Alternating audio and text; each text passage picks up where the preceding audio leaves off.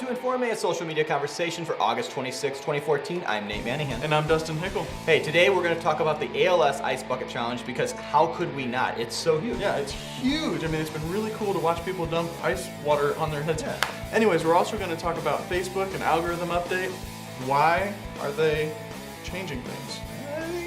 It's called clickbait. That's why they're changing. Let's get rid of clickbait. And then I may or may not, you're going to have to go on a few rants about what Twitter and Facebook are doing with their algorithms, what they're censoring, and how that applies to us. All this on Informe, a social media conversation. Keep watching. Welcome to Informe. And Dustin, you know what? Let's start out with this. Biggest social media story in the last week is, and I always like to jump in, is I think the ALS Ice Challenge. Yeah. It's really, we did not record last week. Our studio that we sit in here was on assignment, as we'll say. It was recording for other people's benefit and was doing some commercial shoots. And so instead of us just coming in and shooting on webcams, we didn't do that. No. We can't. I'm kind of glad we didn't. No, we Yeah. want I high like our quality. production quality. We've got, how are you guys doing over there? There are some times that we can do it at a lower quality and still get the content. And you don't have to have, we're thousands of dollars of cameras and setting in front of you. But if you do have them, you might as well use them. Right. All that said, and we'll talk about several different stories, but when something like this happens, and you're a social media expert, whatever that means, but this is a good portion of your job. You do other things here. How do you identify that quickly? And because I've seen all kinds of companies doing this together as a company. I've seen some really well done ones. I've seen companies challenging other companies and competitors. I've seen fast food restaurants challenging other fast food restaurants and other chains across towns.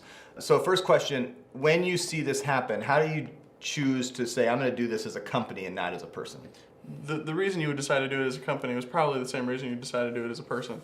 One, you probably want to believe in what they're actually doing. Yeah. And two, if it's fun and it's still kind of climbing, like we were talking before the show, you don't want to probably get into doing the Ice Bucket Challenge as a company at this point because it's already hit its peak and it's on its way down. But when you see a lot of people, especially your fans or your friends, doing something and it's kind of gaining momentum quickly, you have to react quickly. What did we see? I mean, when it was first starting out, there's just 3 or 4 people here in the local community that did it, and it was like, oh, that's kind of cool. Like, they're dumping buckets of ice water on their head. But once you start realizing that's taking traction, and you have to monitor it and keep an eye on it, because things like that obviously take off quickly. Right. You just have to decide to do it. Sometimes you just have to jump in and do it, and if it doesn't, you have to be real careful too, because if what the cause is or what the actual physical action is doesn't really support or go with your company, people can kind of scratch their heads. Like if you're completely blatantly against like ALS research, which I don't know a lot of people that would be because it's a really brutal disease. But if you were and then you did this Ice Bucket Challenge, people would be like, well, what the heck are you doing? You just really have to keep an eye on it. And if people are doing it, if the people on the other side of the social media platform are doing it and they're enjoying it, and it's starting to kind of have that sort of a viral feel, you got to jump in and be creative right away. I think what happens a lot of times is we jump in and we say we have to do it because everyone else is doing it. And a lot of times you can see through that, I don't know, insincerity. Yeah. Insincerity? Yeah. Insincerity. There, we'll go with that word.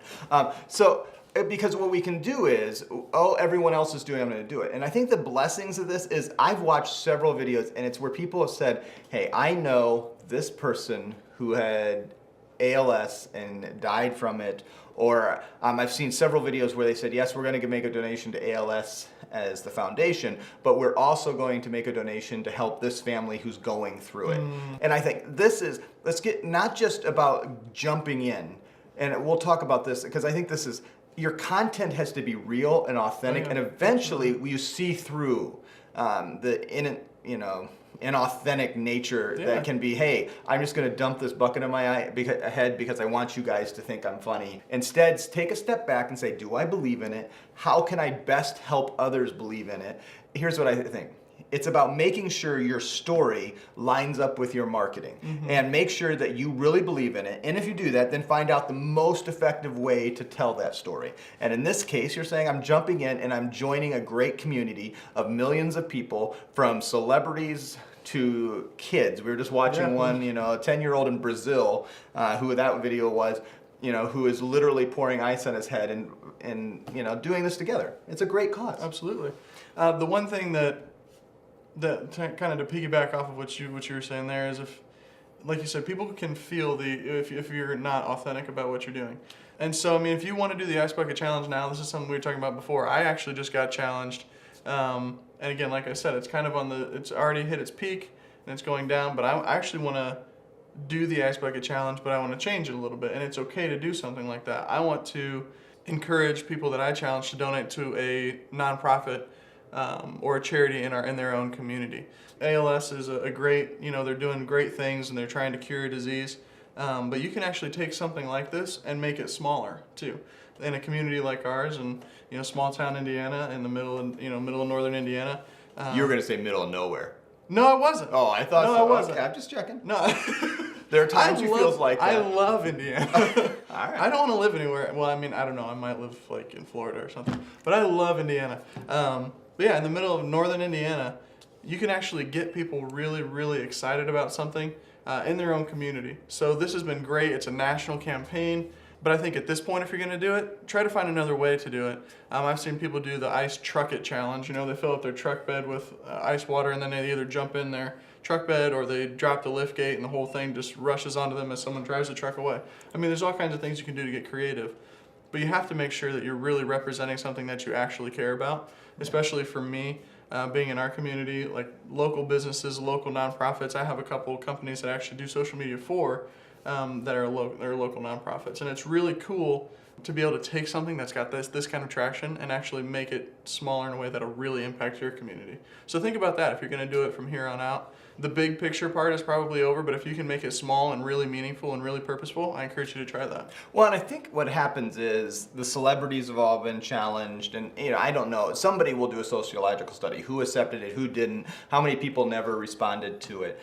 You can search them, go find, we were just watching Bill Gates's, and he's targeting Ryan Seacrest and Elon Musk and the people that have celebrity, but all across the board. You have from entertainment celebrity like a Ryan Seacrest to Elon Musk, who is figuring out how to do a hyperloop from across the California coast. They're very different people. Because it sounds like a joke. Elon Musk and Ryan Seacrest walk into the party and Bill Gates nominates them. I don't know. Yeah. Somehow that all. It's like, how does this world all go together?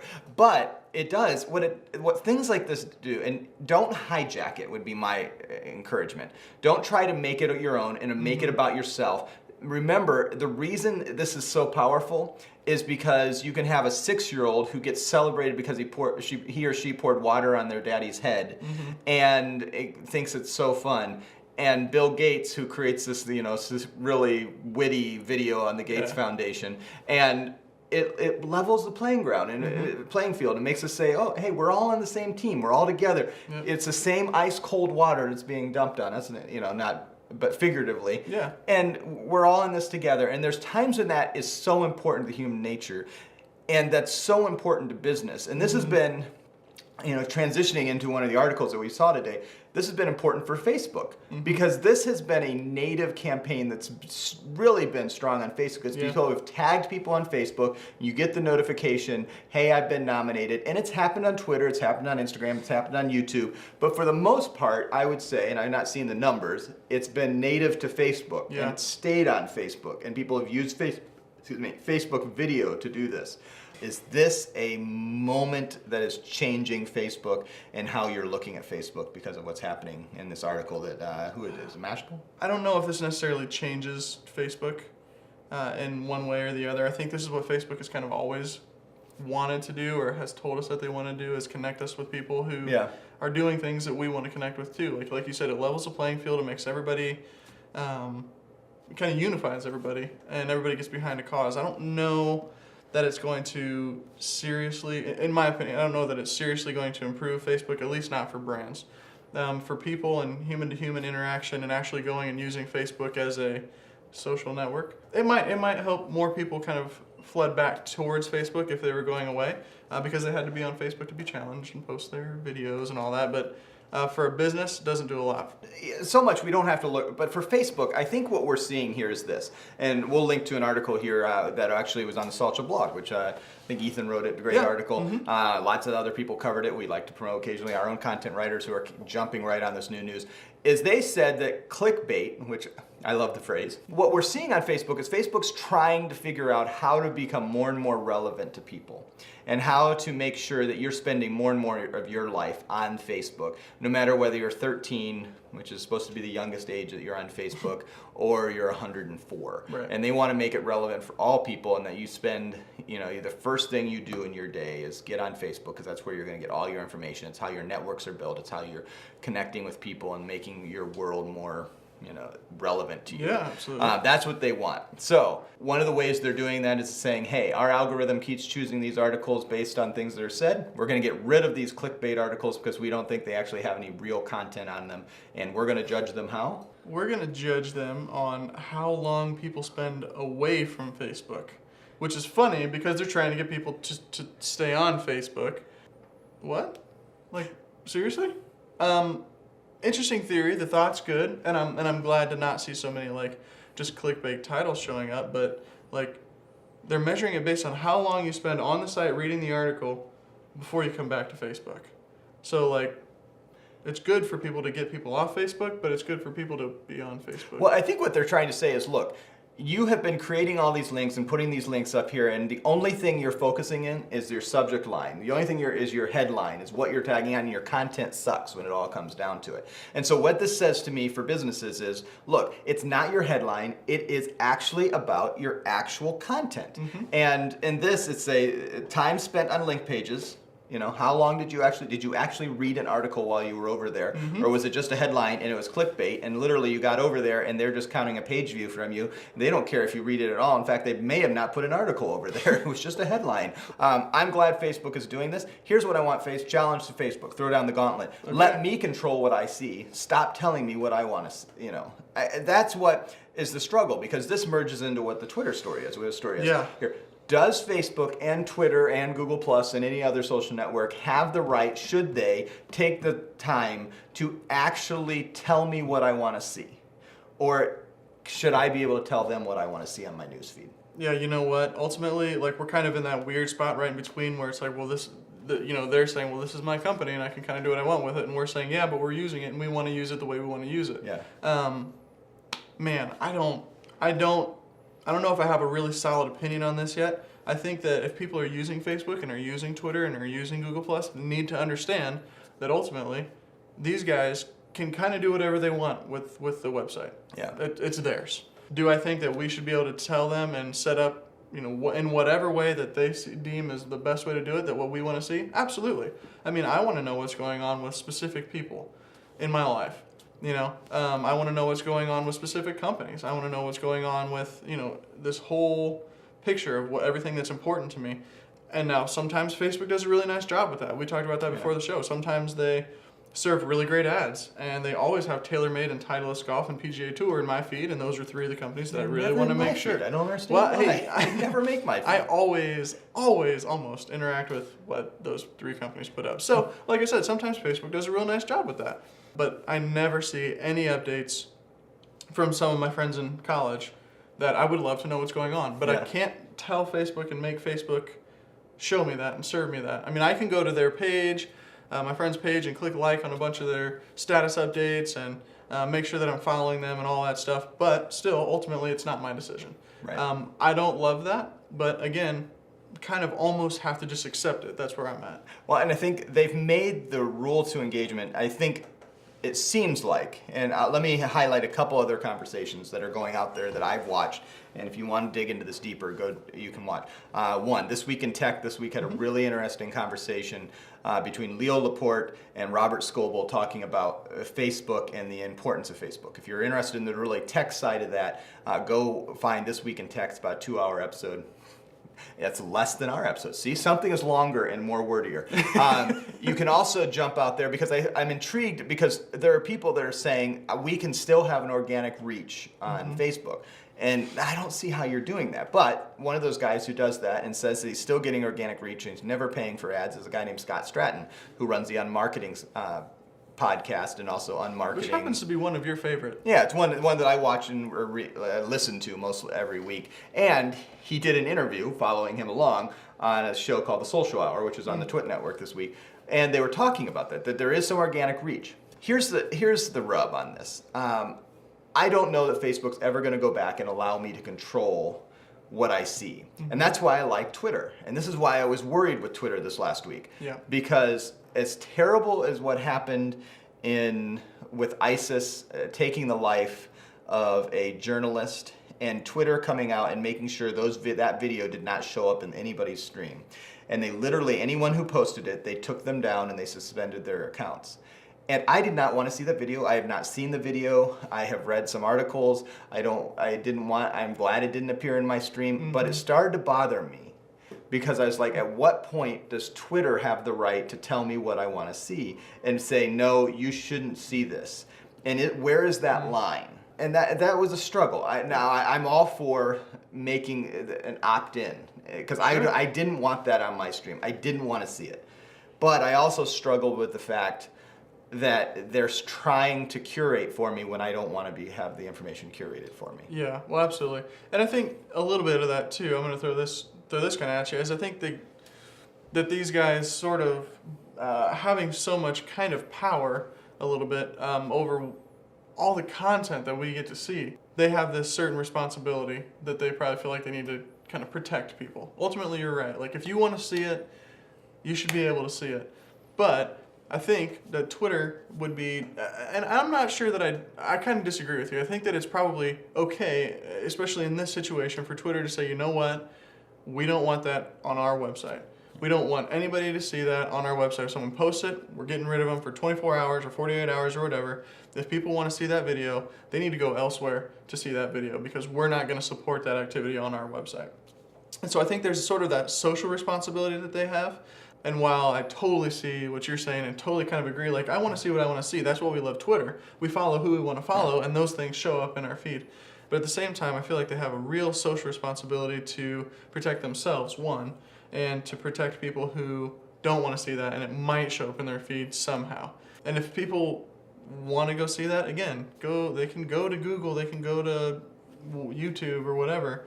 Twitter's like, we don't want to have anything to do with it. Yeah, and I did not want to see it, and I don't think anyone should have seen it. And so my problem was the suspension of the accounts. Sure. If they would have said, okay, no, you know what, that's inappropriate, that's against our terms of service, you signed on, and we'll make this very clear, we're not having any type of death videos or whatever they're going to call that. Sure, yeah. Then I'm like, okay, yes, then everyone plays by the same rules. The fact was that wasn't in their terms of service. There are ways to slip through that, and this is where it's a hard discussion because I didn't want to see it and I don't want it to be seen. Totally. But I just want to make sure that when we, 2 years from now, and as a marketer, we're using Twitter to tell our message, I don't want them to go a further step, and it's a big jump. I realize that. Sure. And where they say, you know what, your message isn't, even though we see this all the time. I work with a friend who sells firearms. I've actually never even shot a gun in my life. But there's all kinds of censorship that comes on just because they sell firearms. And at what point do we say, look, we want to be on platforms that don't censor and give us the choice somehow? And whether that's, it's like Google Safe Search. I love Google Safe Search. I have it turned on. And I don't like it when I have to turn it off. Because there's sometimes occasionally that I know that I might be searching something that I'm not going to get the results I want because I have to turn it off. When I do firearms, when I've done some stuff for the firearms company and tried to search some of their competitors.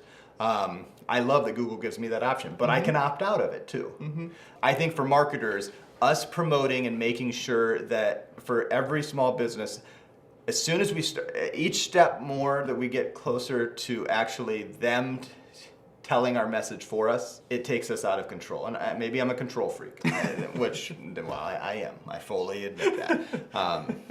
So, yeah, I think it's an interesting debate because let's take it back to this. When small businesses are making decisions on what they're putting out on Twitter and Facebook, and we know that in some ways, Facebook is going to curate that for us. They're only going to show that to people that they think want to see it. Right. That's what their goal is. They say, our goal is to make sure you only see the content you want to see. And so X business, even though you like them, you're never going to see their content, which is fascinating to me. Because there are people... Because you've liked their page, so you probably like them. Yeah, but then I never see them. And I realize I've liked a lot of pages on my Facebook page because I've liked clients of ours here. But we work for a company at this point named PayPro Media. I don't see them in my Facebook page. I have to go to PayPro Media, even though I've liked PayPro Media's Facebook page. And I could force it by just going to PayPro Media's Facebook page, but I shouldn't have to do that. Right. The hard part is making sure that one thing that we should do is make sure that we're diversified in the social media sites that we're using. If you are okay with the way that Facebook curates things for you, that's great. Enjoy it. And if you're one of those people who maybe like all the time growing up before Facebook, you wrote thank you cards and you wrote just hey how you doing letters and dropped a note in somebody's mailbox and were really good and really intentional about going out and seeking out your friends and connecting with them, you can use Facebook that way. It's really powerful to be used that way. Then just keep doing that. Don't let the whole social world kind of change your general overall take on how you connect with people. If you don't like that and you want to connect with people in other ways, there are other social networks out there. Facebook isn't the only one. Now Facebook is trying to kind of make it feel like they're the only one. But there's Twitter and Google Plus and Instagram and Vine and Snapchat and I mean a million and a half other social networks out there. Some that if you come back for our next show, we're going to talk about some new ones that are coming up. Just a little plug there. Some new ones maybe to consider. Go out there and find something else that you might like. Facebook's really easy to use. The ease of use barrier is real low. But go out there and check some other stuff out. Or, again, you're just going to have to be real intentional about it. Yeah. Ultimately, just be aware what's going on with Facebook. Doesn't mean you post less. It means at the end of the day today, here's like my takeaways. One, post great content. Don't worry so much about your headline, and you're going to do well on Facebook. At least you're not going to be pulled off or low rated. You may never appear on your people who likes your site, and I can't control that for you. I can control that for you. You go to what's called Facebook ads, and you pay to be up there. That for sure will do it. Also on Twitter at this point, they're not going to shut down my account. They're not going to shut down any of the accounts we're connecting with. To my knowledge, there's no curation going on. There's no censorship other than, at this point, one-time cases. Let's be aware what's going on, and we'll keep using these platforms, but we'll also keep advocating and say, look, make sure that Facebook and Twitter, and if they don't do that, they need to realize we're going to find another platform. They need to be good stewards of what they've given us. We're thankful for it. We're going to continue. I'm fine with them giving us ads. I actually like it when they give us well-contextualized ads, when they actually give me something that I want to look at and I learn about something because they know what I like and what I do. I'm fine with that. I use that then for other companies and make sure that we connect with people. But at the same time, beware Facebook and Twitter. There are millions and millions of people that will move off your platforms if you continue to make steps to say, you know what, we're going to try to control the message you get. I don't want the control. I just want the options to want to control it for myself. That's my goal. We'll see. We'll see what happens. Any other? We don't really have an infographic. We don't really have an infographic of the week. We didn't really have a question of the week this week. Here'd be my question. I'll throw a question. I'm ready. Let's do it. Here's what we do. You answer on Twitter or Facebook on Salcha, and interact with us and tell us, did your company do the ALS Ice Bucket Challenge, or did you do it as an individual? And why did you decide to do it as an individual or as your company? I would love to know why you did that and say, you know what? And you can hashtag it ALS Ice Bucket Challenge. You can do however you want to, but interact with us. We'd love to know how you were using it. And just why you chose to do what you did. Let us know. We'll be talking about all this. We'll have another show coming out here fairly quickly where we're going to talk about there maybe are some alternatives that are on the horizon.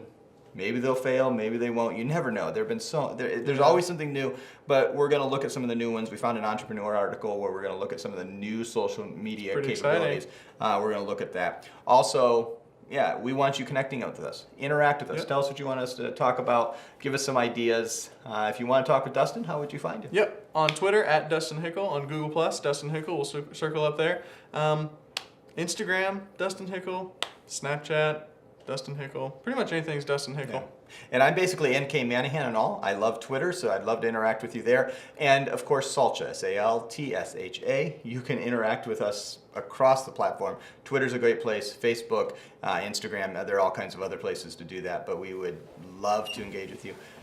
Interact with us. Yeah. The comments. This is on YouTube. Did you know there's a comment section there? There's YouTube's also a a social share media button. network. You can subscribe to all these videos right here. All this right here on the Saltsha platform. We'd love to interact with you any way you can. Thanks for joining us, and we'll see you next week.